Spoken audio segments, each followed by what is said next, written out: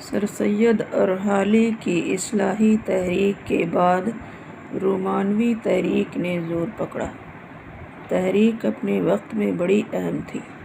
رومانوی ادبیات کی تاسیس میں سجاد حیدر یلدرم، حیدری افادی، سجاد انصاری اور دوسرے فنکاروں کے واسطے سے علی گڑھ کا بڑا نمایاں حصہ ہے۔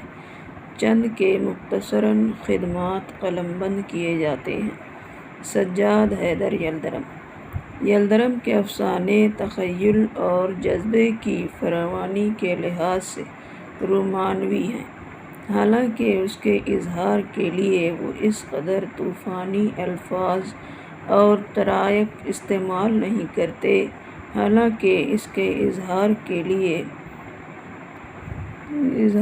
لیے طوفانی الفاظ یا متروک الفاظ استعمال نہیں کرتے۔ ہمیں ابوالکلام کے یہاں اس طرح کی اسلوب ملتی ہے: خارستان، گلستان، دوست کا خط، اگر میں صحرا نشیں ہوں، سودائے سنگین وغیرہ افسانوں میں ایک خاص رومانوی ہم آہنگی پائی جاتی ہے۔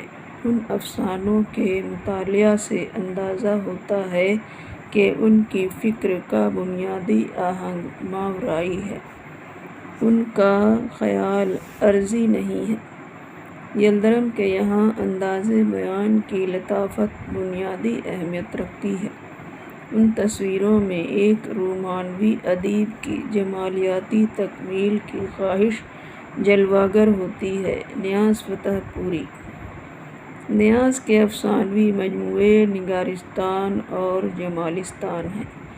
اس کے علاوہ شاعری کا انجام اور شہاب کی سرگزشت بھی۔ نیاز کو انشاء لطیف سے بڑی رغبت تھی۔ کہا جا سکتا ہے کہ ادب لطیف اور رومانی نثر کا ذکر بطور خاص ہوتا ہے۔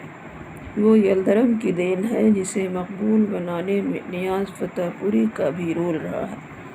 نیاز کے جو افسانے آج بھی پڑھے جاتے ہیں، ان میں کیوپڈ اور سائیکی، حسن کی عیاریاں، شاعر کا انجام اور شہاب کی سرگزشت ہیں۔ مجنوں گورکھپوری اردو کے رومانوی افسانہ نگاروں میں یلدرم اور نیاز کے بعد مجنوں گورکھپوری کا نام آتا ہے۔ خواب و خیال، سمن پوش، نقش ناہید، مجنوں کے افسانے وغیرہ ان کے افسانوی مجموعے ہیں۔ ان کے افسانوں پر انگریزی ادبیات کا گہرا اثر ہے۔ انہوں نے اپنے افسانوں میں یلدرم اور نیاز کے طور کو اپنایا۔ حجاب امتیاز علی حجاب کی کہانیاں ایک خاص انداز سے واحد متکلم کے صیغے میں لکھی گئی ہیں۔ ان کے سبھی کردار بیش جانے پہچانے ہیں۔ روحی ان کا اپنا نام ہے، جسے وہ سیاحت میں ساتھ رکھتی ہیں۔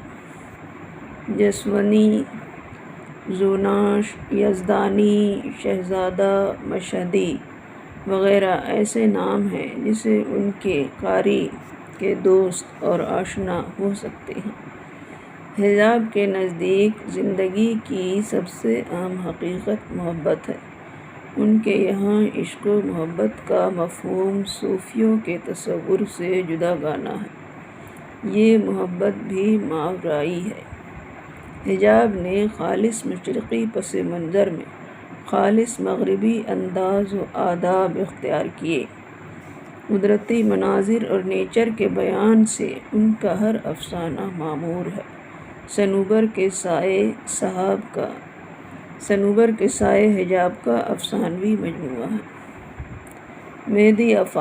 مہدی افادی کا مشہور جملہ ہے کہ نئی نسل تمام تہذیب الخلاف کی پرواہ ہے، لیکن مہدی اس اینگلو محمڈن کلچر کے اعلیٰ ترین نمونہ قرار دیے جا سکتے ہیں جس کی ترویج سر سید نے کی۔ مہدی کے مذاق ہیں: مغرب کی ساری رومانیت، یونانی مجسموں کا کفر حسین اور مشرق کی محبت اور اس کی مذہبی اور رومانی روایات سے لگاؤ پایا جاتا ہے۔ ادبی تنقید ہو یا سیاسی مضامین، ہر جگہ وہ ایک برطانوی لہر کا نقطہ نظر پیش کرتے ہیں۔ سجاد انصاری، ان کی اہمیت یہ ہے کہ حسن کی تلاش اور لطافت کے موہوم تصور کی پرسش کے لیے وہ جذبات اور جوش سے جگمگاتی ہوئی دلیلیں لاتے ہیں۔ یہ عقلی استدلال نہیں، جاگتا ہوا جادو ہے جو فکر کی مہلت نہیں دیتا اور پہلے ہی وار میں اثر کرتا ہے۔ سجاد صحیح معنوں میں رومانویت کے گداز اور جذباتی ولولہ کے پیکر ہیں۔ رومانیت ان کے یہاں شباب کے ہم معنی ہے۔ قاضی عبدالغفار، ان کے ناولوں نے رومانوی طرز تحریر کو ایک نئے حسن سے آشنا کیا۔ لیلی کے خطوط اور مجنوں کی ڈائری دونوں سماجی زندگی کی جبری ترتیب کے خلاف زبردست احتجاج ہیں۔ باغیانہ انفرادی احتجاج دونوں ایک ہی تصویر کے دوزخ میں، مذہب، سماج اور سیاست کے سارے نقاب دونوں کرداروں نے اپنے ناخنوں سے نوچ پھینکے ہیں۔